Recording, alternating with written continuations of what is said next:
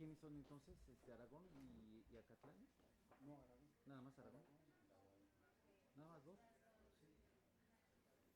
Pues aquí se ven tres. Ah, no, el tercero somos nosotros.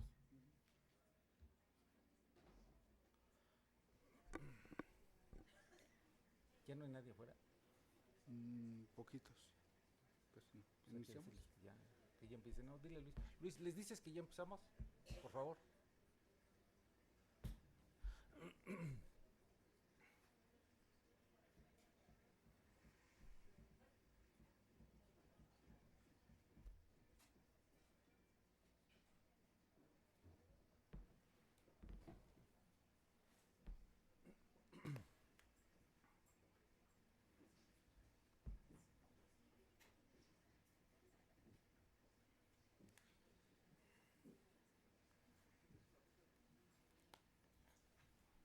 ¿Eh? ¿No qué? ¿No hay? Entonces nada más Aragón. Ah, entonces nada más En la. Aragón. Y es que se ven ahí. No, pero y los mesabacos, aquí se ven dos. Mira, aquí hay dos, no sé si son los de Acatlán. No, estos son los de Aragón. Los de azul son los de Aragón. Pues nomás hay dos. En todo caso, lo que hay que decirle es que coordine y que es necesario que se inscriba. Que si van a llevar el curso, es necesario que se inscriban.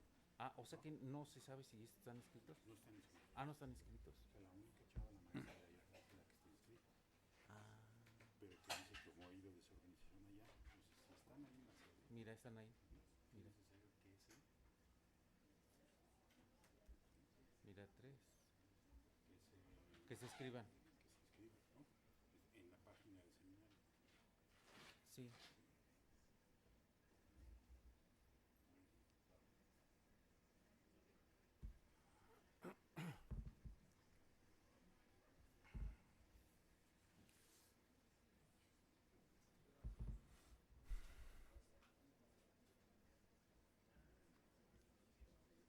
¿Estamos?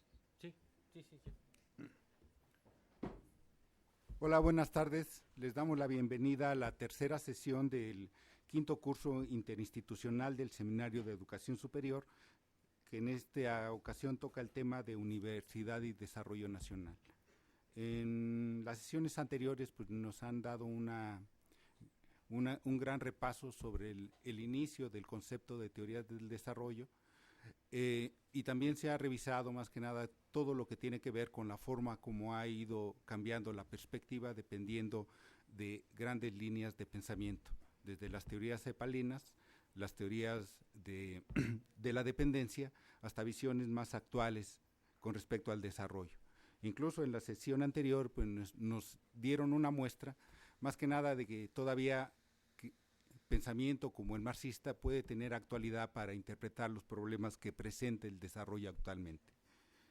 En esta ocasión contamos con la participación de Armando Alcántara, que va a tratar más que nada el tema de cuál es la relación entre educación superior y desarrollo. Armando Alcántara, pues ya muchos de ustedes lo conocen bastante, o sea, es el coordinador de este seminario, de este curso interinstitucional. Es la segunda ocasión que se hace cargo del mismo, pero no están de más algunos datos sobre su trayectoria profesional. Armando Alcántara es doctor en educación con especialidad en ciencias sociales y educación comparada por la Universidad de California. Es investigador de carrera titular B de tiempo completo en el Instituto de Investigaciones sobre la Universidad y la Educación, y es miembro del Sistema Nacional de Investigadores Nivel 1 desde el 2002. Las líneas de investigación que trabaja es política de la educación superior, políticas de ciencia y tecnología y educación superior contemporánea. Sobre estos temas, o sea, además Armando, o sea, casi semanalmente, o sea, nos da como que una muestra de sus conocimientos a través de su participación en el suplemento semanal Campus del periódico Milenio. Y bueno, los dejo con ustedes porque les digo, ya lo conocen bastante, o sea, y bueno, iniciamos. Buenas tardes, gracias Alejandro. Bueno, lo que yo les voy a hablar ahora, el tema de educación superior y desarrollo de este primer módulo, pues trata de hacer una derivación de lo que nos han dicho el maestro Arancibia y la doctora Genoveva Roldán sobre lo que es el desarrollo. El asunto es que ellos son economistas, yo no soy economista, yo más bien pues me dedico, como dijo Alejandro, a ver cosas de las políticas de educación superior. Sin embargo, pues el asunto del desarrollo de los aspectos económicos y sociales, pues no pueden dejarse de lado cuando uno está analizando lo que es la educación y las distintas políticas que se han desarrollado pretendiendo que la educación pues contribuya al bien social, aunque no es, digamos, su objetivo principal, pero digamos en estos tiempos, pues sobre todo en el nivel superior se analiza y se debate cuál es o cuál debería ser el papel que debería jugar el desarrollo, perdón, la educación superior en el desarrollo. Incluso ustedes seguramente han oído hablar a gente, bueno, digamos los más entusiastas, diciendo que la educación superior en particular, es la palanca del desarrollo. Bueno, eso pues sería más bien como un ideal, ¿verdad? Bueno, y entonces de lo que voy a tocar en esta ocasión, pues como les digo, primero un poco repasando aspectos de la teoría del desarrollo o las teorías del desarrollo, después cuál es la contribución o las contribuciones posibles de la educación superior al desarrollo, después cómo se da esto en América Latina y finalizaré con algunos ejemplos, algunos ya los hemos mencionado incluso en las sesiones anteriores, pero bueno, yo voy a entrar un poquito más en detalle. Así que entonces voy a comenzar. Como nos han dicho los dos ponentes anteriores, el tema del desarrollo se empezó a analizar con más detalle a partir de la Segunda Guerra Mundial y en el tema pues ha habido diversas teorías, enfoques y modelos para su definición. De tal manera que pues es un tema en debate, ¿no? Una de las teorías más populares, las que se han utilizado más, en pro y en contra, es la de la modernización, ¿no? Como nos han dicho, el desarrollo se concibe para esta teoría como una sucesión de etapas, ¿no? Desde unas etapas que van de una sociedad, digamos, tradicional a una sociedad moderna. Es como los dos extremos de ese continuo, de la tradición y de la modernidad. De tal manera que el desarrollo se concibe como una modernización, es decir, ir haciendo o dando pasos graduales para alcanzar esa sociedad moderna que se concibe, ¿no? Y este desarrollo se consigue gracias a la difusión de estas patrones culturales, actitudes, capital, tecnología, que proviene de esas áreas modernas o desarrolladas.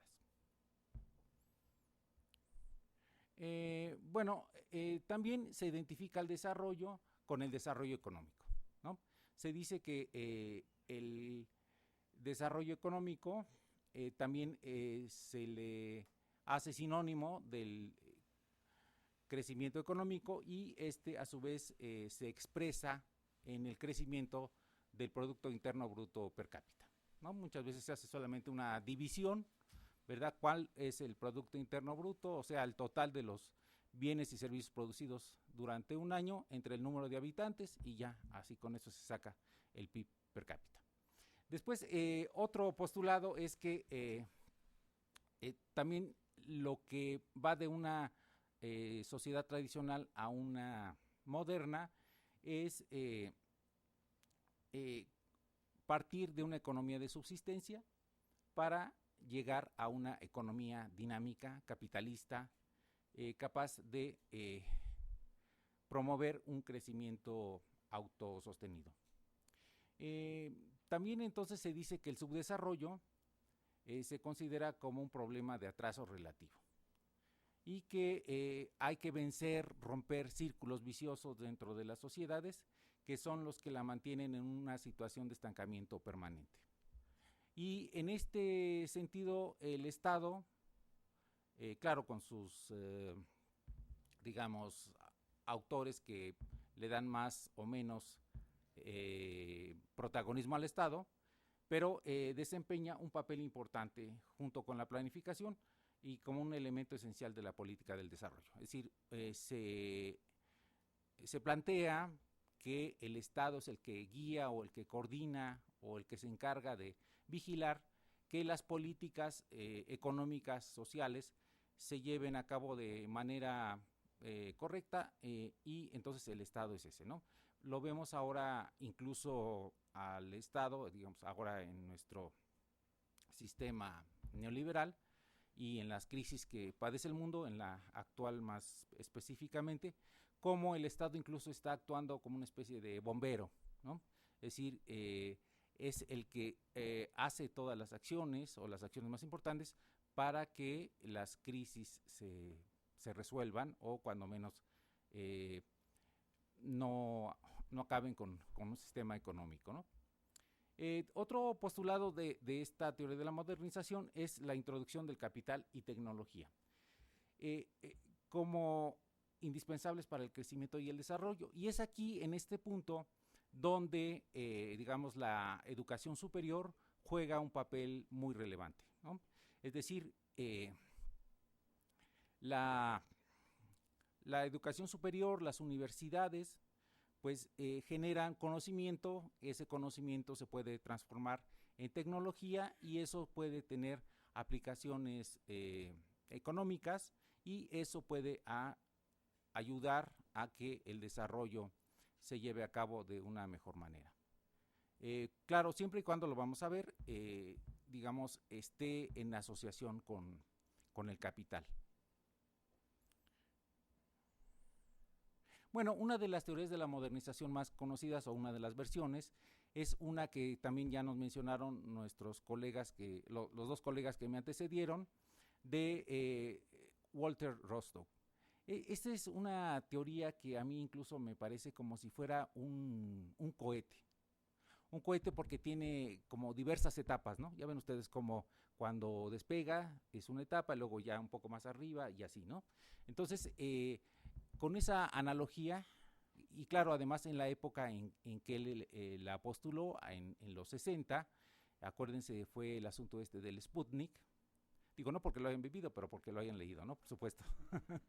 De este asunto de la competencia, ¿no? Entre el capitalismo y el socialismo, y entonces, bueno, él postuló esta teoría de la modernización con 5 etapas, ¿no? Que vean cómo comprenden estos dos extremos de lo tradicional a la sociedad avanzada, ¿no? Entonces, primero la sociedad tradicional, que pasa a una etapa de precondición para el despegue, luego el proceso de despegue propiamente dicho, después un proceso de maduración y finalmente se llega a una sociedad de gran consumo masivo, ¿no? Esa es digamos, la meta de lo que una economía trataría de llegar siguiendo estos postulados de Rostow.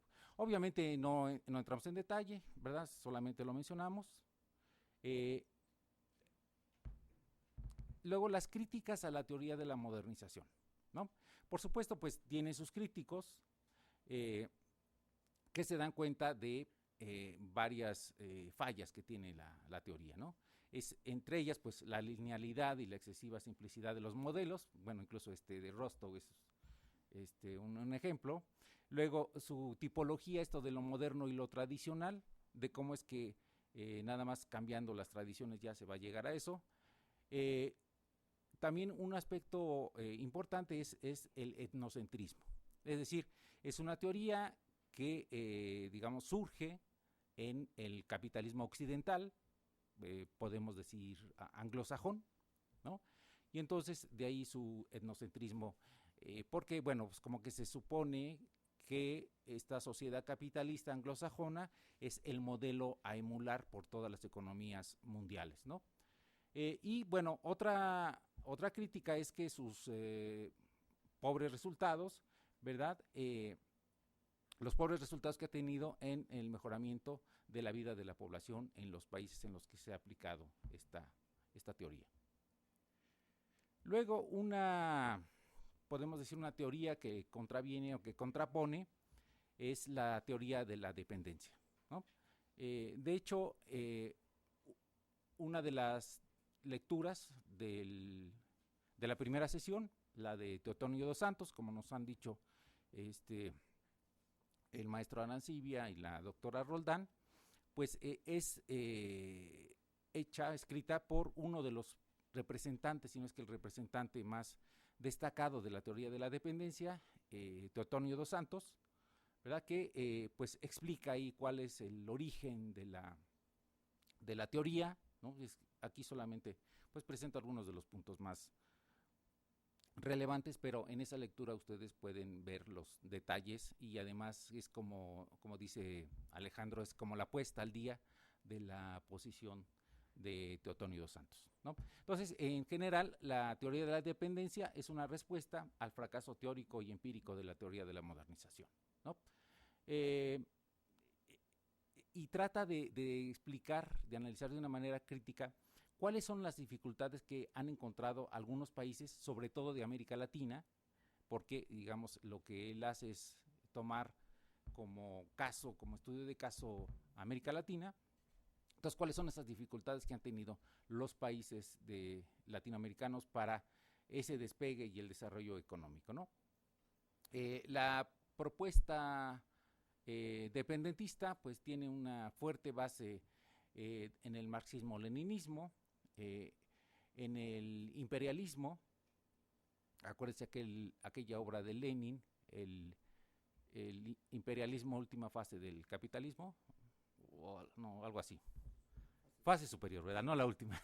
que bueno que fuera la última fase superior del imperialismo, del capitalismo, perdón. Y bueno, es también un enfoque estructuralista y también narra dos Santos esa influencia que tuvo en la CEPAL y a su vez la influencia de la CEPAL para, digamos, influir o casi que determinar las políticas económicas de los países latinoamericanos durante que serán de los 40 a los 60, ¿no? Fines de los 60. Bueno, y entonces se decía pues que la dependencia no es una situación en la que la producción y la riqueza estén condicionadas por el desarrollo, sino que era una situación, digamos, natural de un orden económico en el que siempre los desarrollados iban a quedarse con las mayores ganancias y los países dependientes pues iban a quedar a la saga. Una característica de este modelo y que incluso todavía se sigue utilizando es centro-periferia, ¿no? Incluso si ustedes leen por ejemplo, a Philip Albach, que es uno de los principales estudiosos a nivel internacional de la educación superior, él sigue utilizando este modelo para explicar, este modelo centro-periferia, para explicar cuál es o cómo se da la relación en términos del desarrollo de la educación superior de, digamos, los países centrales, o sea, los países las instituciones y las universidades de los países más avanzados, con los que él llama los de la periferia, ¿no? Entonces, este modelo describe cómo se da esta relación entre una economía central, una autosuficiente y las economías periféricas. Bueno, y también de ahí se han dado otros enfoques que algunos, digamos, han dado como resultado de teorías, pero otros han sido nociones que se han aplicado en política económica, pero también en política social. Es decir, el desarrollo, digamos, ya no solo se considera desde el punto de vista económico, sino también, digamos, lo principal es cómo se da en el ámbito social más amplio, ¿no? Y entonces una de estas nociones es la de las necesidades básicas. Incluso en educación, ¿qué fue? En 1990 se dio la reunión de Yomtien, una reunión mundial de educación promovida por la UNESCO, y ahí se estableció el, podemos llamar, principio de necesidades básicas en educación, ¿no? Y en esta reunión, pues los países se comprometieron a precisamente satisfacer o hacer las acciones necesarias para satisfacer las necesidades básicas de educación, ¿no? Entonces, este enfoque de la reunión del 90, pues tiene su origen en esta noción que, como aquí señalo, es a partir de los años 70 de las necesidades básicas. Entonces, estas necesidades básicas son requerimientos mínimos de una familia. Esperemos que no se caiga el edificio. Bueno, esos requerimientos mínimos, que es para el consumo personal en términos de alimentación, vivienda y vestido, ¿no? Luego también el acceso a los servicios esenciales, que son agua, drenaje, transporte, salud, educación, el acceso a un trabajo remunerado, ¿no? Para las personas que estén en edad productiva, ¿no? Y también otro tipo de necesidades que, digamos, no son así, digamos, como para la subsistencia, pero que también son importantes, ¿no? Que es el medio ambiente, la participación política en la toma de decisiones y el sustento de las personas y el asunto de las libertades individuales. Que esto vamos a ver ahorita cómo también se ha desarrollado junto con el desarrollo económico. Luego, bueno, pues tenemos a este modelo que, bueno, hemos visto, oído, criticado muchísimo, ¿no? En todos lados ahora, incluso es hasta a veces políticamente correcto criticar a la menor provocación al modelo neoliberal, y es digamos el que padecemos y el que, bueno, sí, el que padecemos desde hace ya 30 años, ¿no? Incluso seguramente algunos de ustedes, los más jóvenes, ¿verdad? Desde que nacieron hasta ahora siempre han vivido bajo la sombra de la crisis económica, ¿no? De una o de otra. Bueno, este modelo entonces se caracteriza por una defensa de la eficacia del mercado, ¿no? Del capitalismo en su plenitud, ¿no? Como ese mecanismo de asignación óptima de los recursos, y una crítica a la intervención del Estado, ¿no? en las actividades económicas. Ya ven ustedes ese postulado de que hay que dejarlo todo a las fuerzas del mercado. El mercado lo resolverá todo. Está también esta insistencia en las ventajas de una participación plena en el comercio internacional, ¿no? De aquí también el asunto de la globalización, ¿no? De que los países tienen que apostarle a colocarse y a participar de la mejor manera dentro del comercio internacional, ¿no? Ese es como uno de los principios básicos de esto, ¿no? Y bueno, como ocurrió en el asunto de la dependencia, hay una crítica a la industrialización por sustitución de importaciones, que nos dijeron nuestros colegas, ¿verdad? Que fue una política que siguieron los países de América Latina y otros países del mundo en desarrollo durante algunas décadas hasta los años 70, que el modelo de industrialización por sustitución de importaciones, el proteccionismo, pues terminó. Y se dio un fuerte giro exportador. Entre las razones que se tuvieron para, digamos, adoptar el modelo neoliberal o para que el modelo neoliberal tomara una posición dominante en el mundo económico, fue este asunto de un fuerte cambio en la correlación de fuerzas a nivel mundial, ¿no? Que es desde el punto de vista gramsciano, lo que da una dinámica política, es cómo se da la correlación de fuerzas, ¿no? Y entonces en los años, a fines de los 70, pues esta correlación de fuerzas pues favoreció a las posiciones más conservadoras en la economía, ¿no? Y también se juntó, o se dio de manera simultánea, con un descrédito del análisis keynesiano, es decir, una fuerte crítica a la intervención del Estado en la economía, y pues eso fue derivado, por una crisis de la oferta ocurrida en la década de los 70. Nos han dicho también que en esa década de los 70 ocurrió una fuerte crisis económica en la que se dio, por una parte, un alza en las tasas de interés y una caída en los precios de las materias primas.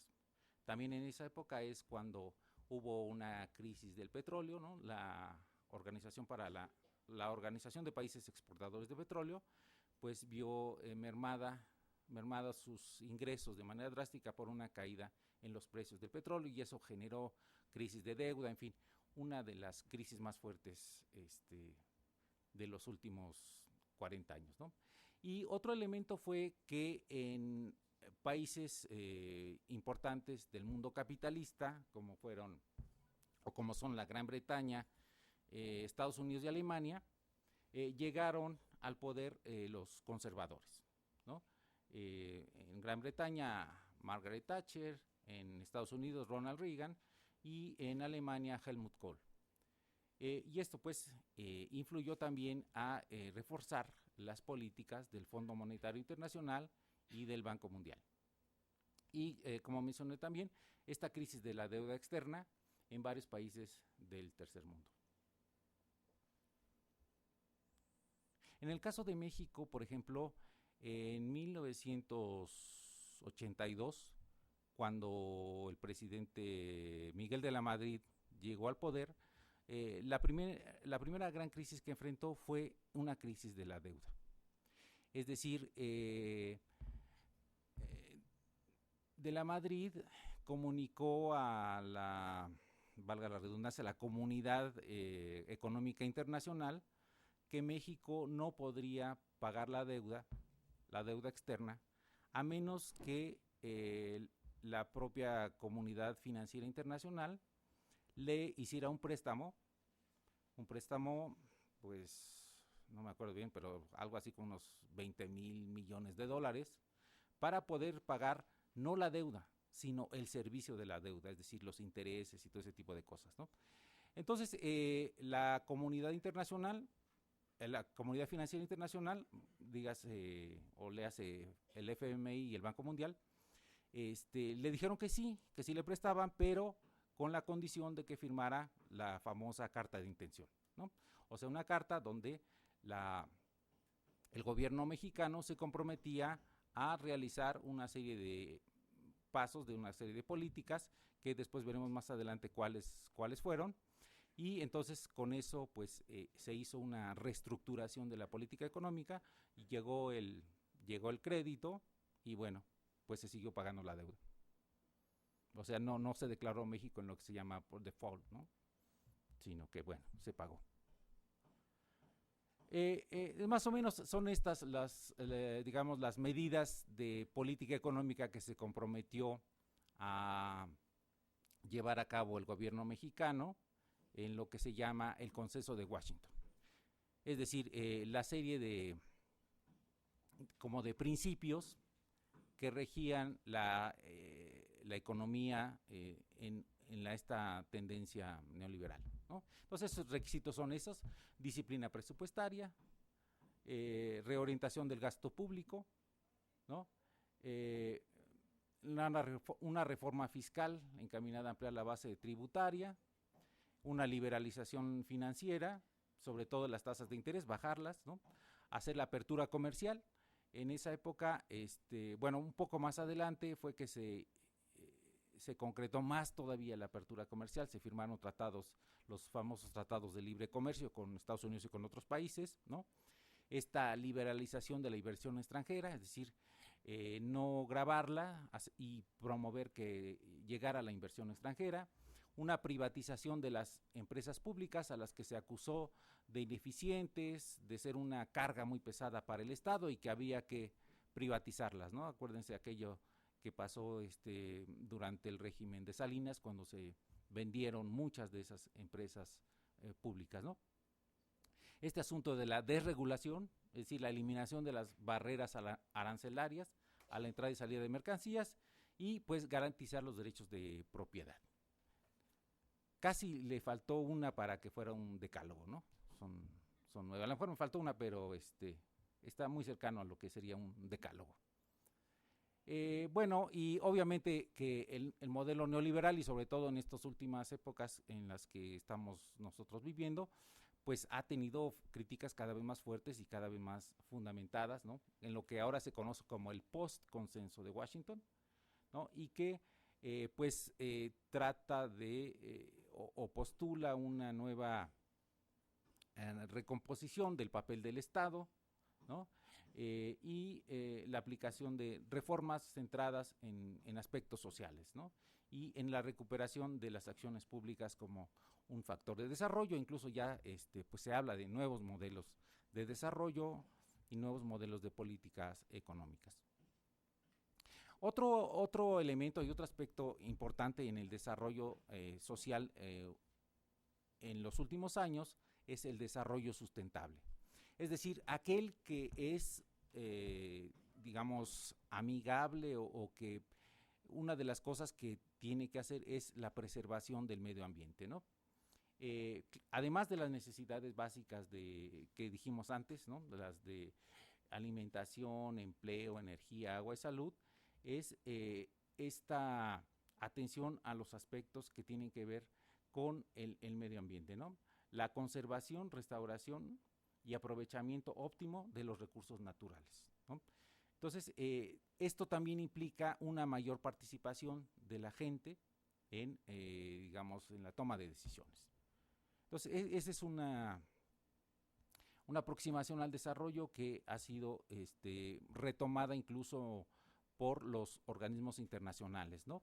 Como es el Programa de las Naciones Unidas para el Desarrollo, ¿no? Que, digamos, bueno, tiene esa noción del desarrollo, ahí no la voy a leer, es una cita muy larga, pero que pues tiene esos elementos, ¿no? Es decir, el asunto de que los ciudadanos se les garantice una vida prolongada y saludable y que tenga accesos a los recursos para tener un nivel de vida decente, ¿no? Ese aspecto incluso ha sido tocado y más desarrollado por algunos pensadores de la economía y de la sociología, y se ha convertido también últimamente en un asunto, digamos, a destacar, el que las personas, y más en una época tan difícil como la que tenemos, tengan las posibilidades de lograr una vida decente. Bueno, y aquí también este concepto del desarrollo humano, pues se ha basado en la noción que también nos dijeron los colegas que me antecedieron, que se deriva de las aportaciones del economista, bueno, no sé si llamarlo indio o hindú, no estoy muy seguro cuál es lo más correcto, pero él es de la India, nació en la India, quien postula que el proceso de desarrollo puede considerarse como una ampliación de la libertad humana.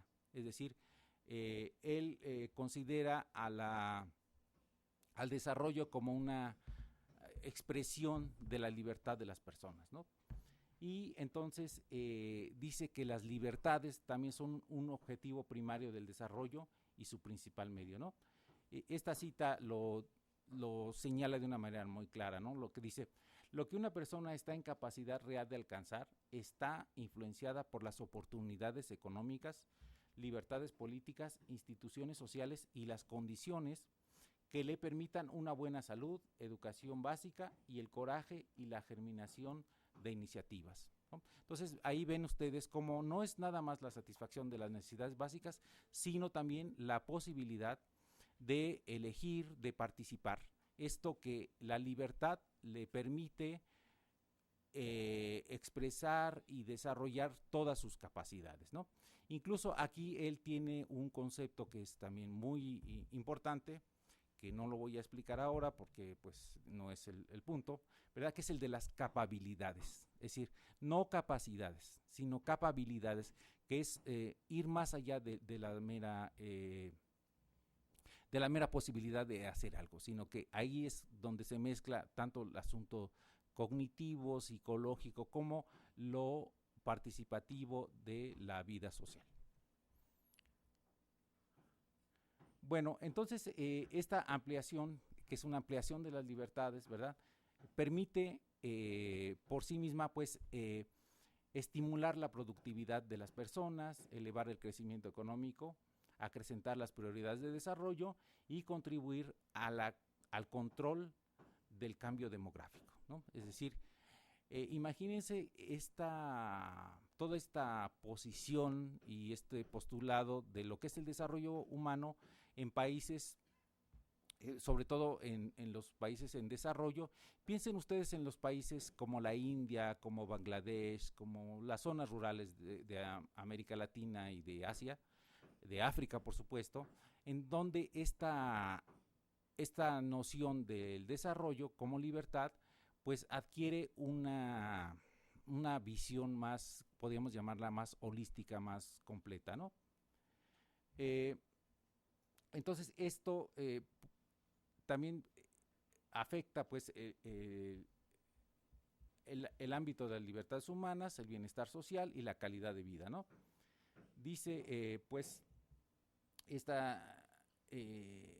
esta perspectiva, que la educación, dice, al mismo tiempo que constituye un elemento de la calidad de vida, también contribuye a su mejoramiento. Una de las cosas más, digamos, más elementales es, por ejemplo, el efecto que tiene la educación en las zonas rurales, por ejemplo, en las mujeres y en la disminución de los índices de mortalidad infantil, ¿no? Es decir, se ha visto en investigaciones llevadas a cabo de manera exhaustiva cómo en la medida en que las madres, digamos, pasen del analfabetismo a la alfabetización, significa un cambio en la calidad de vida que se expresa, digamos, en una disminución de la mortalidad infantil, ¿no? Y entonces, por eso el asunto de la educación y la calidad de vida junto con todo lo demás, ¿verdad? Pues, como les decía, es una manera de plantear el desarrollo de una manera integral. Una de las teorías, y esta teoría del capital humano se relaciona también con lo que voy a decir más adelante del papel de la educación superior y el desarrollo, es esta teoría del capital humano que fue desarrollada por Schultz en los años 60, ¿no? Y los postulados de Schultz para plantear la teoría del capital humano, digamos, se ven de alguna manera implícitos en todas las recomendaciones e incluso en el diseño de las políticas que pretenden hacer que la educación y la educación superior en particular contribuyan al desarrollo.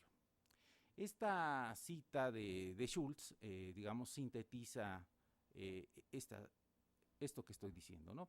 Dice, el valor económico de la educación se basa en la idea de que las personas tienen que potenciar sus capacidades como productoras y consumidoras mediante la inversión en ellas mismas, y que la escolarización es la inversión en capital humano más importante. Esta idea, dice Schultz, implica que la mayoría de las habilidades económicas de las personas no se tienen por nacimiento o desde el momento en que empieza la escolarización.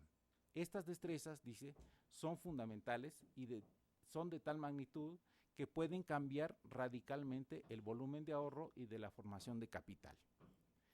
De la misma manera, dice, tienen el poder de cambiar la estructura de los salarios y también el volumen de los ingresos derivados del trabajo en relación con el volumen de renta o de ingreso derivado de la propiedad. Entonces, el caso, pues, de esta teoría del capital humano es que el individuo primero, pues tiene que invertir en su educación porque sabe que esa inversión, pues como toda inversión, va a redundar en beneficios y en este caso mejores posibilidades de trabajo y pues también posibilidades de mayor ganancia. Entonces, siguiendo esta teoría, es que pues muchos estados, digamos, expresados ya en las políticas económicas, pues tratan de invertir cada vez más en educación.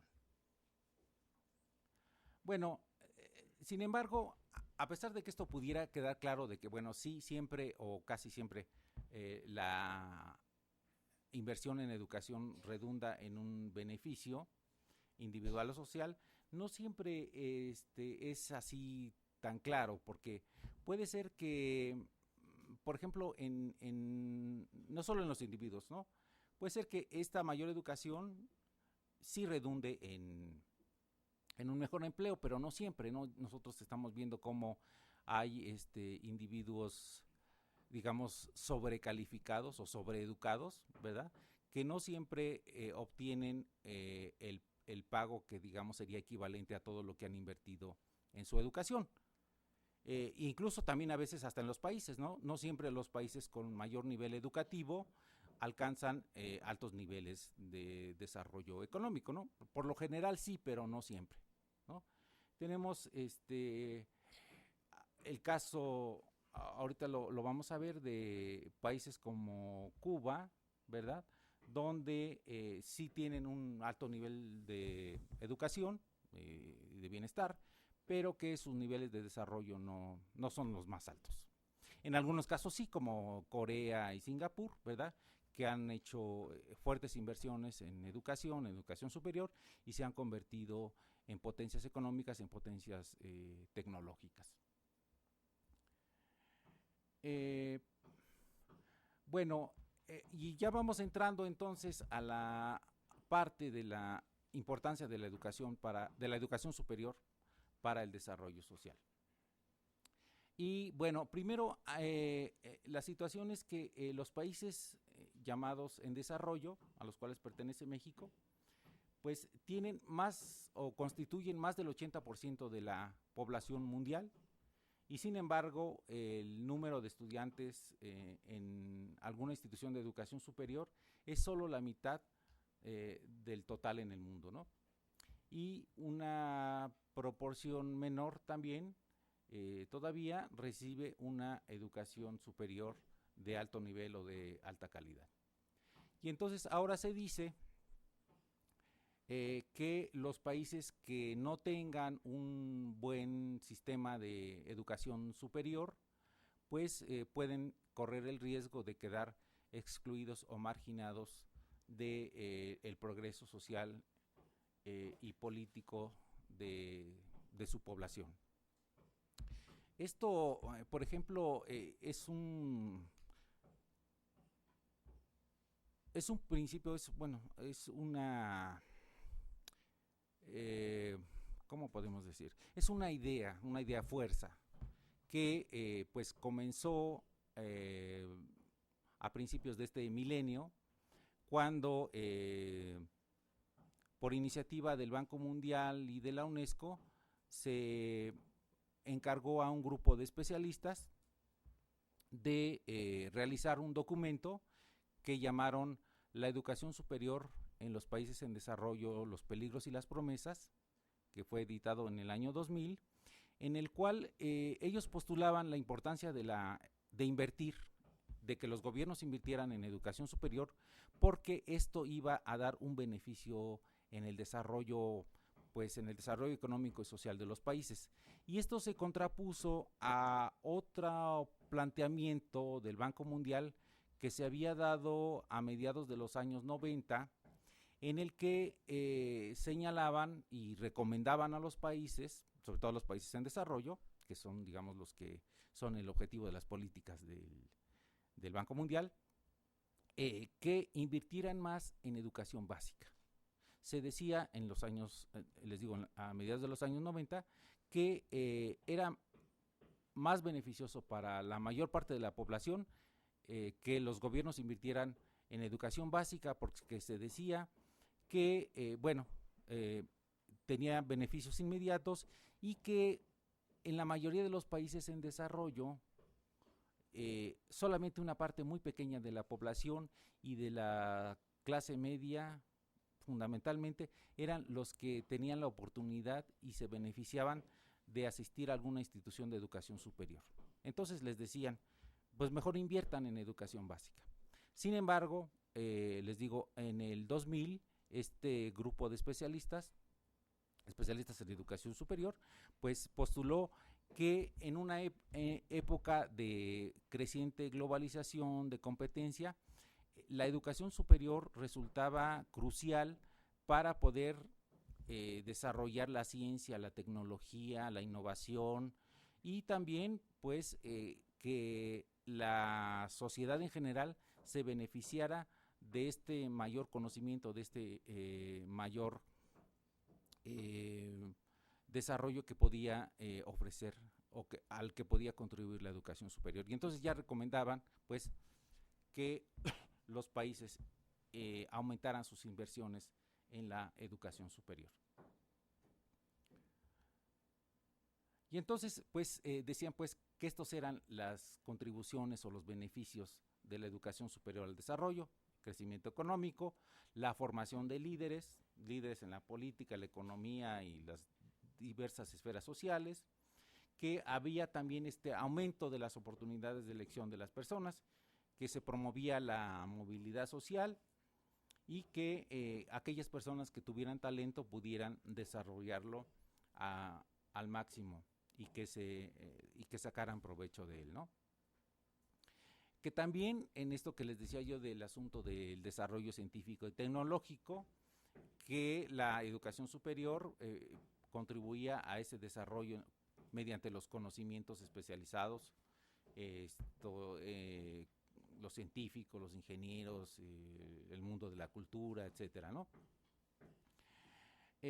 Pero que también, sin embargo, estos beneficios que tiene o que puede dar la educación superior, pues no son automáticos, ¿verdad? Sino que se necesitaba de una serie de condiciones, de elementos, para que esto se pudiera dar, ¿no? Es decir, que hubiera, digamos, políticas adecuadas, sistemas de educación superior bien estructurados, etcétera, para que estos beneficios de la educación superior se pudieran dar. Entonces así decían que ni siquiera un sistema así muy bien estructurado de educación superior pudiera ser el único que propiciara el desarrollo social y económico de un país, ¿no? Sino que se necesitaba de una serie de condiciones, de políticas, como les digo, políticas adecuadas para que esto pudiera darse. Y que entonces también había factores que obstaculizaban estas aportaciones y que los países pues deberían de esforzarse para cambiar, ¿no? Había que vencer esta falta de visión, esta falta de valoración en la contribución o en las posibles contribuciones de la educación superior, ¿no? Había que vencer esta falta de compromiso político y financiero, sobre todo el asunto del financiamiento, ¿no? Que las políticas realmente propiciaran el fortalecimiento de las instituciones de educación superior a través de un financiamiento adecuado, que también había que vencer estas condiciones iniciales desventajosas. Es decir, en mucho los países los países de América Latina y en general los países en desarrollo han tenido una expansión de sus sistemas de educación superior muy fuerte, muy rápido en los últimos, ¿qué será?, de los 70 para acá. Sin embargo, todavía tienen una, digamos, cobertura muy baja comparada con los países desarrollados, porque pues partieron de una base, digamos, muy pequeña, ¿no? Por ejemplo, en México, en los años 60, la población en educación superior, pues apenas era de unas 6 o 7 decenas de miles de estudiantes, ¿no? Claro, en los 70 ya hubo como les decía, una expansión muy grande y ahora ha seguido un ritmo de crecimiento, pero que, digamos, actualmente la cobertura, que es del 30%, pues todavía es muy baja, incluso a nivel regional, no solo a nivel mundial, sino a nivel regional, ¿no? Entonces, algunos países como México, pues, han partido de estas condiciones iniciales desventajosas. No se diga en el caso de la ciencia y la tecnología, el número de investigadores es muy pequeño, ha crecido, pero también partió de una base muy pequeña, ¿no? Entonces, esta es una situación, es un obstáculo que los países pues tienen que esforzarse para vencer, ¿no? Y otro aspecto que también es un obstáculo que tiene pues ya un tiempo, pero que sigue estando ahí, es este asunto de lo que se llama la fuga de cerebros, o ahora ya le han cambiado el nombre, ya es como un intercambio, ¿no?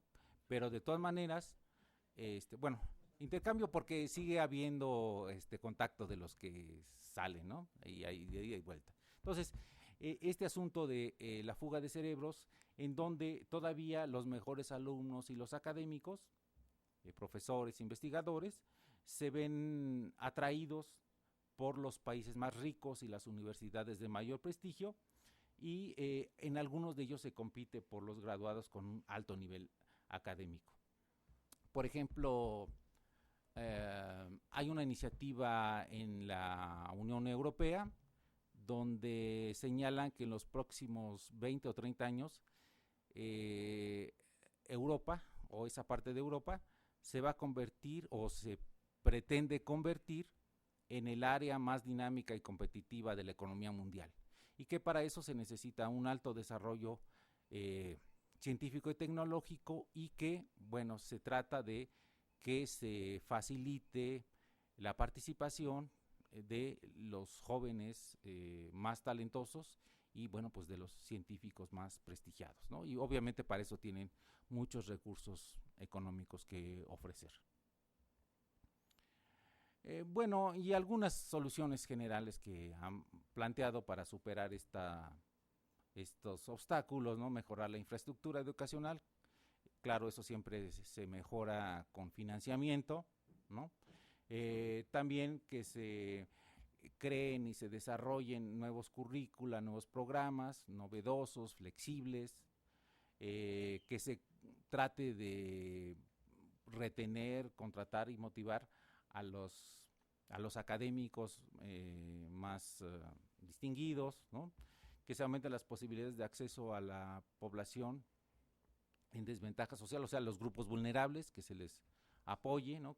Para que se les den posibilidades de acceso a los distintos niveles de educación, si es posible, obviamente, a la educación superior, y pues también mejorar la educación científica, es decir, que se formen más científicos y tecnólogos, ¿no? Una de las cosas, si ustedes recuerdan la lectura del documento que les sugerí para hoy, el documento que también es de la CEPAL, el de, no me acuerdo cómo se llama el primer autor, pero el otro es Ruiz Nápoles, economista de esta universidad. Moreno Brist. Y ellos pues señalan en su escrito que uno de los retos principales que enfrenta América Latina es la modernización de la estructura productiva, ¿no? Y que esto, digamos, es lo que va a permitir llegar a mayores niveles de desarrollo económico. Y en este sentido, la participación de las universidades, sobre todo de las universidades públicas, que son las que hacen la mayor parte de la investigación científica y tecnológica, pues resulta ser un elemento crítico, es decir, un elemento muy importante. Y que, bueno, pues reconocen la valía de las universidades para la preservación y la expresión de la cultura para la herencia, pero que también el asunto de su potencial para generar esos niveles de desarrollo científico y tecnológico. Y que esto, bueno, pues, como les decía yo, es una cuestión que debe permitir a los países de América Latina, pues, competir en un mundo globalizado con mayores ventajas o con mayores posibilidades. Y entonces se dice que básicamente se debe expandir y mejorar en 3 elementos, ¿no? La infraestructura, es decir, los edificios, la maquinaria, etcétera, los laboratorios, las bibliotecas, el asunto del personal, o sea, formar un mayor número de científicos y tecnólogos, ¿no? Y un aspecto en el que insisten mucho, si ustedes recuerdan, que es esta vinculación entre los centros de investigación y las empresas. Porque dice que una de las cosas que, digamos, distingue a América Latina y que de alguna manera explica cómo es que no se ha logrado una fuerte industrialización con ciencia y tecnología local, es precisamente por esta falta de vinculación entre las instituciones académicas que realizan ciencia y tecnología con las empresas productivas de los países de la región. Entonces, bueno, dice que a diferencia de los países desarrollados, estos vínculos pues son débiles. Y que entonces, bueno, esa es una de las cosas que hay que enfrentar y superar. Bueno, el asunto es, como les decía yo, que es muy importante formar ese capital humano para que el avance tecnológico pueda redundar en el desarrollo. Entonces, aquí tengo... Uy, espérenme tantito. No, ya se me fue.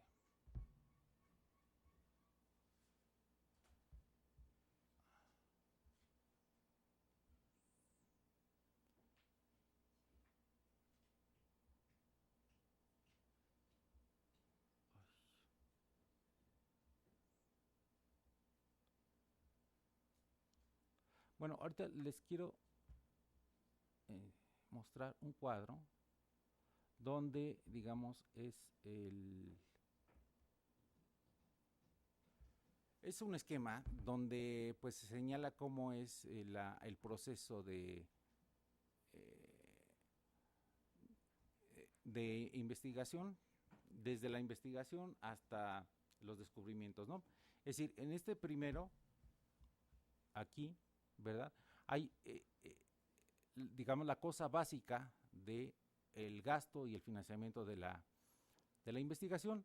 Se dan los descubrimientos científicos en donde, digamos, la participación principal es la de los científicos universitarios, ¿no? Después, el siguiente paso sería la difusión de las invenciones, de lo que crean los científicos, con la participación de los científicos y la Oficina de Transferencia de Tecnología. Después, una evaluación de la invención, también a cargo de los científicos y de esta oficina de la transferencia tecnológica. Después, la creación de una patente. Después, bueno, y en esa patente, bueno, también participan los científicos y la oficina, que pues a lo mejor facilita o da la asesoría sobre los trámites legales que hay que hacer para obtener la patente. Luego viene, digamos, que haya empresas interesadas en comprar y explotar la patente, es el asunto de la tecnología. Luego vendría las negociaciones y finalmente este descubrimiento científico generaría o provocaría ingresos, empleos y riqueza.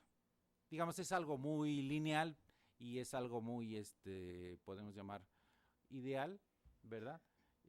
Que haría que esta ciencia y tecnología que se produjera en las universidades, estos descubrimientos, alcanzaran la comercialización, ¿no?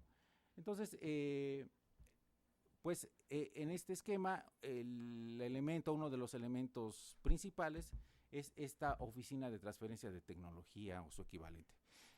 Pero esto que se está mostrando aquí es algo que los países e incluso las universidades han venido procurando desde hace muchos años, ¿no? Yo me acuerdo, por ejemplo, ¿qué serán los años 70, 80? En la Universidad de Buenos Aires crearon incluso una especie de empresa que se encargaba de hacer la transferencia de tecnología, y era una empresa que precisamente había sido creada para facilitar esta transferencia, pero también para brincar, si se puede decir de esta manera, todas las trabas burocráticas que a veces en las universidades se tienen para crear o para tramitar una patente y después comercializarla, ¿no? Pero bueno, sigue siendo pues todavía una necesidad importante. Y aquí lo que pasa también en América Latina, una cosa que ha obstaculizado o cuando menos retrasado esta vinculación entre la ciencia y la tecnología que se produce o que se puede producir en las universidades con las empresas, es que si ustedes se fijan, por ejemplo, en el caso de México, las empresas más dinámicas y las mayores en México, pues son empresas transnacionales, ¿no?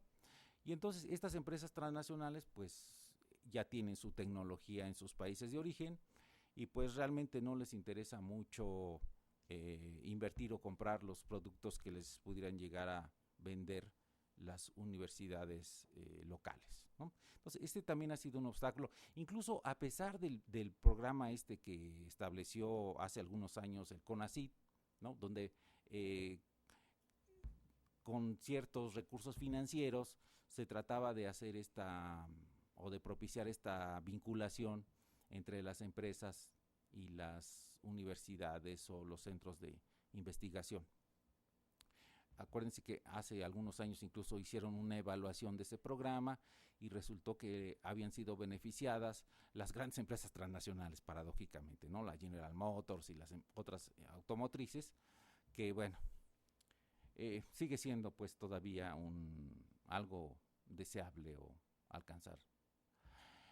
Bueno, otras características que obstaculizan el desarrollo de la ciencia y la tecnología en América Latina, pues son estas, ¿no? La baja contribución en la producción científica mundial, solamente se calcula que a mediados del años 2000, el 2005 por ahí, la participación de la producción científica que se hacía en América Latina a nivel mundial era del 1.5. Y esto no es de extrañar porque si hay poca inversión y hay pocos científicos, pues no puede haber mucha producción, ¿no?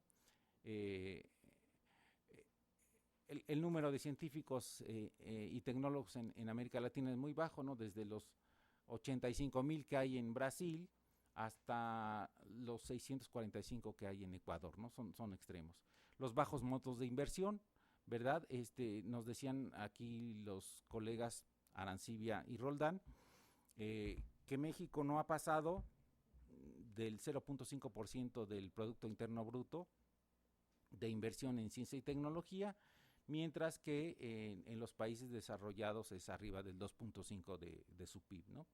Y que, bueno, también muchas empresas privadas no hacen investigación y desarrollo. La mayor parte pues del gasto en ciencia y tecnología es realizada por el Estado, y en los países desarrollados es al revés, es más por las empresas. También la formación y el gasto en ciencia y tecnología no se dirige a la ingeniería o a otras áreas estratégicas, ¿no? Y pues esta falta de interacción entre los investigadores y entre ellos y la industria. Bueno, tenía aquí unos cuadros, pero me los voy a pasar porque ya creo que se me está acabando el tiempo, ¿verdad? ¿Es que a las 6:30? Sí, bueno, faltan 10 minutos. Pero bueno, también una cosa que digamos que puede contribuir a la formación de una base, de una plataforma científica y tecnológica, pues es la formación de maestros y doctores, ¿no? Y aquí también, pues, a pesar de que se ha crecido en los últimos años de manera importante, pues también como en el caso de la educación superior, se ha partido de una base muy baja, ¿no? De hecho, incluso la tradición de de la ciencia ha sido en pocas instituciones, ¿no? Y entonces esto también ha sido en años recientes. Una cosa aquí sale, seguramente ustedes han oído, y es algo que, bueno, pues a los de esta institución nos enorgullece decir que la UNAM realiza el 50% o más de la investigación científica que se realiza en el país. Pero esto es muy grave, ¿no? Imagínense que una sola institución haga eso, quiere decir que las otras, pues, realmente tienen muchas dificultades, ¿no? Y entonces es una concentración tremenda, claro, hay causas, ¿no? Las causas de la acumulación de los recursos humanos y materiales en esta institución, pero digamos, eso es muy grave, ¿no? Porque habla de una concentración y de una falta de variedad y de lugares donde se realice también la investigación científica y tecnológica, ¿no? Porque, digamos, en los últimos años se ha creado y fortalecido el sistema de centros de investigación del CONACYT, del sistema CEP-CONACYT que se conoce, pero todavía siguen siendo muy pocos, ¿no? Entonces, pues esto sigue siendo todavía muy incipiente la investigación que se produce, pero sobre todo el aspecto de la investigación aplicada, ¿no? Claro, si no hay mercado para los productos científicos y tecnológicos, bueno, pues lo que pasa o lo que ha pasado es que la producción se va, pues, digamos, a los circuitos académicos, ¿no? A la producción de papers, libros y ese tipo de productos, ¿no? También todavía tenemos tasas de titulación muy pequeñas en comparación con los países desarrollados, sobre todo en el nivel de doctorado, ¿no? Y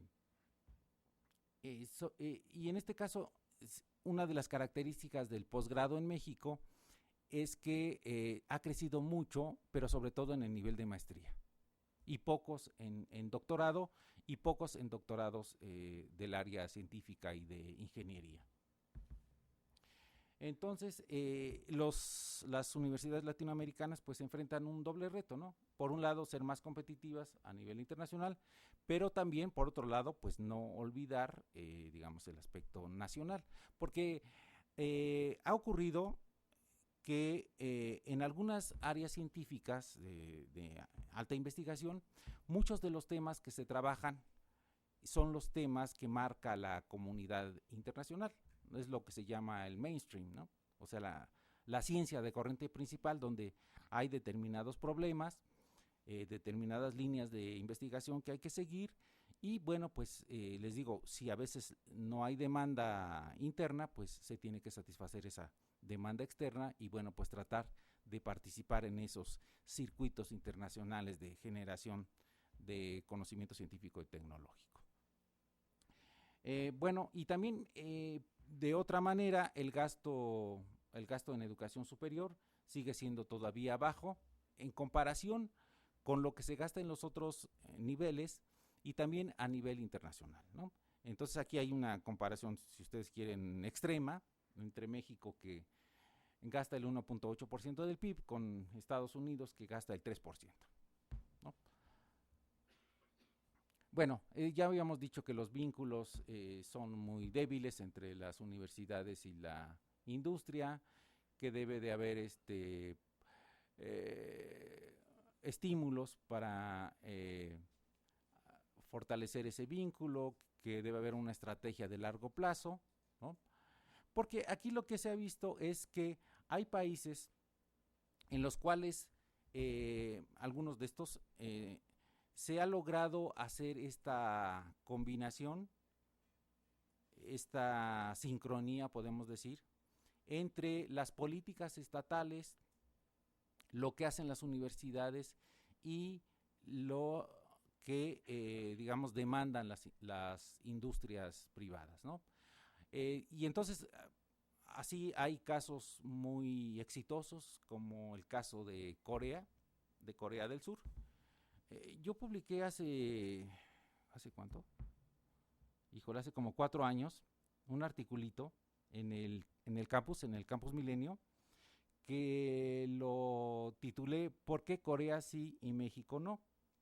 Y escribía en el primer párrafo del artículo esto. Dice, cuesta trabajo creer que alrededor de 1960 algunos indicadores económicos de México eran superiores a los de Corea del Sur, y ahora son lo contrario. Por aquellos años, el Producto Interno Bruto de nuestro país era de 60.500 millones de dólares y el PIB per cápita de $1,600, mientras que tales indicadores para Corea eran de 33.100 millones y $1,300 respectivamente. 40 años después, o sea, en el 2000, el PIB de la nación asiática llegó a 680.000 millones de dólares y el PIB per cápita a 14.260, en tanto que el PIB mexicano fue de 375.000 millones y el PIB per cápita de $3.717.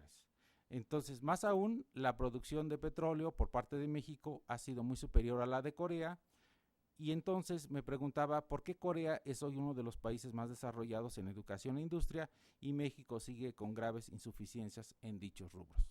O sea, hubo una especie como de transición, ¿no? Y bueno, una de las razones que han señalado los estudiosos de este fenómeno es que la estrategia de Corea pues se apoyó en acciones de colaboración entre el gobierno, el sistema educativo y la industria nacional, pero que también una de las situaciones muy importantes fue el gasto que se hizo en educación. Entonces, en los años, hagan de cuenta, 60, el objetivo del gobierno coreano fue universalizar la educación básica. O sea, que no hubiera nadie que no supiera leer ni escribir. A la siguiente década, que todos tuvieran secundaria, después a la siguiente que todos tuvieran educación media superior, y a la otra, pues elevar de manera sustancial el número de personas que tuvieran educación superior. Y bueno, para eso incluso pues mandaron a muchos miles de estudiantes a las mejores universidades del mundo, y bueno, eso junto con estímulos para la creación de empresas, pues dio lugar a que se fijaran en ciertos campos, y entonces se crearon así gigantes, empresas gigantes como las que hoy conocemos, ¿no? Seguramente ustedes han visto, algunos de ustedes traen los teléfonos LG, ¿no? Los LG son coreanos. Han visto ahora que en los últimos años han empezado a entrar a México muchísimos carros de esa marca que se llama Hyundai, que además hay por todo el mundo. La empresa Samsung, en fin, son ejemplos de estas mega empresas que han sido creadas a través de estas políticas. Claro, nosotros en México también tenemos algunas empresas, pero digamos no tienen ese componente tecnológico ni andan por todo el mundo como estas empresas coreanas, ¿no? Claro, algunos de nuestros colegas, no sé si fue la doctora Roldán o también el maestro Anancibia, nos dijeron que muchas de estas políticas que se desarrollaron en Corea, pues fueron realizadas bajo un régimen autoritario, ¿verdad? Una dictadura militar, pero bueno. Otro caso es el de Singapur, que es un país chiquitito, ¿no? Chiquitito, muy pocos habitantes, pero que ellos, digamos, se han propuesto, bueno, ahorita en la clasificación de las universidades en el mundo, del instituto Yangtiao de Shanghái. Ocupan por ahí de entre los 50 primeros lugares, por ahí tienen una o dos universidades, pero ellos quieren en unas 2 décadas estar entre las 15 mejores del mundo, ¿no? Que esas 2 universidades estén entre las 15 mejores del mundo. Otro ejemplo que está siendo ahorita va a ser pues un esfuerzo tremendo, ¿no? Que es el caso de Brasil. Brasil acaba de anunciar hace unas 2 o 3 semanas, creo que también lo mencionaron aquí, bueno, si no lo mencionaron yo se los digo, acaban de hacer una iniciativa que se llama Ciencia Sin Frontera. Y en este programa los brasileños van a otorgar 75,000 becas que pueden llegar a 100,000 con la participación de las empresas privadas para enviar a los estudiantes brasileños a estudiar a las mejores universidades del mundo.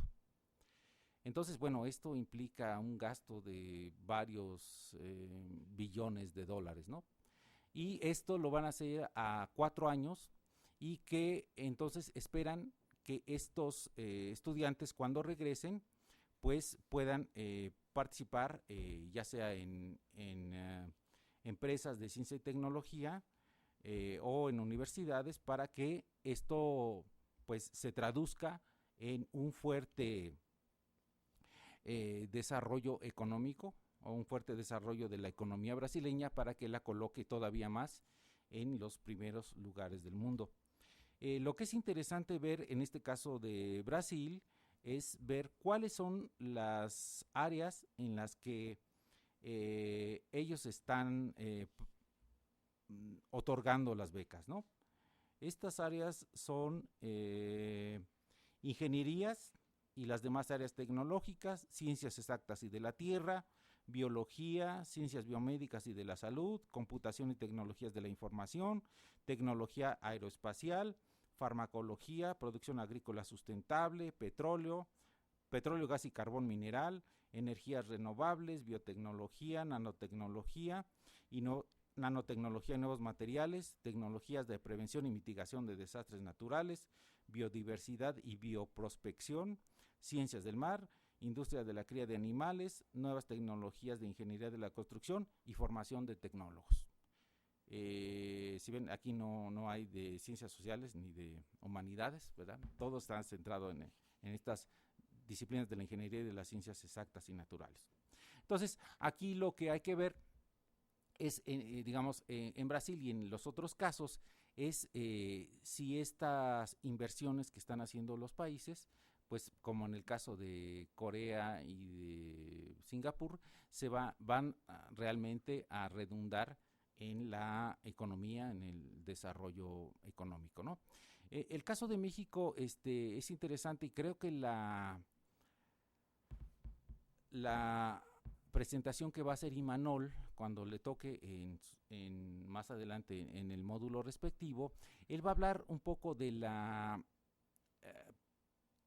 participación de la universidad y en caso más específico, el caso de la UNAM en la construcción del Estado mexicano, pero también los aportes de la Universidad Nacional a la vida económica y social del país. Bueno, estos son los aspectos que yo les quería comentar y bueno, espero que esto les haya generado un interés y si tienen algunas preguntas y cosas que quieran que les aclare, bueno, pues con mucho gusto. Gracias.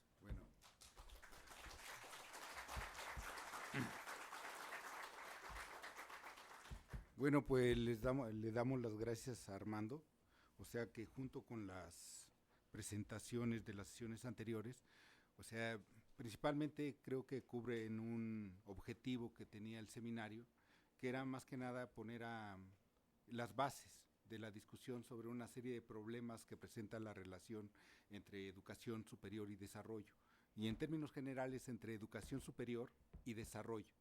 O sea, en estas sesiones, o sea, ustedes habrán visto que se han tocado temas, es decir, por un lado se dice necesitamos la educación superior y de primer nivel, necesitamos doctores, sin embargo, nuestro mercado de trabajo en ocasiones no genera las suficientes oportunidades para que se incorporen las personas con estos niveles altos de estudio, y eso genera como desfases o problemas en la relación que se establece entre estos dos grandes sectores, el educativo y el sector productivo. Hay otro tipo de aseveraciones que dicen, bueno, entonces ya no gastamos, pero si ya no gastamos, también eso es meternos en una serie de problemas, y más que nada apostamos a quedarnos tal y como estamos, más que nada a los márgenes del desarrollo. En las presentaciones también es algo importante, o sea, considerar esto que nos han venido mostrando, que es esta distinción entre crecimiento y desarrollo, que no es lo mismo. Es decir, al momento de ver la relación o los rumbos que debe tomar la universidad, es bueno tener como que presente este tipo de distinción. O sea, una universidad que puede apostar por el crecimiento económico, impulsar el crecimiento económico sin fijarse mucho en las consecuencias sociales de los rumbos que vaya tomando, o sea, puede generar nada más desigualdad.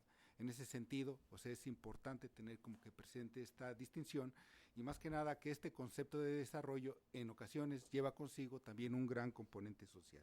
Y bueno, le damos las gracias a Armando, tenemos unos 15 minutos de descanso y regresamos a la sesión de preguntas y respuestas. Y bueno, aquí nos vemos dentro de 15 minutos.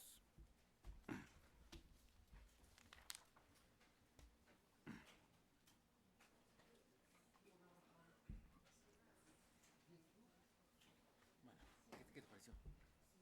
¿Sí? Bien, sí, sí. No dije ninguna barbaridad muy grande. Nada más el decálogo. ¿De Sí, qué? sí es decálogo. El de Washington son ¿Entonces 10. faltó uno? Sí, te faltó uno. No recuerdo cuál, pero Sí, falta. sí. Pero no, todo excelente. Bien, bien, bien. Y fluido. Está Y más útil. o menos secuenciado, ¿no? Sí, sí. Esta parte última.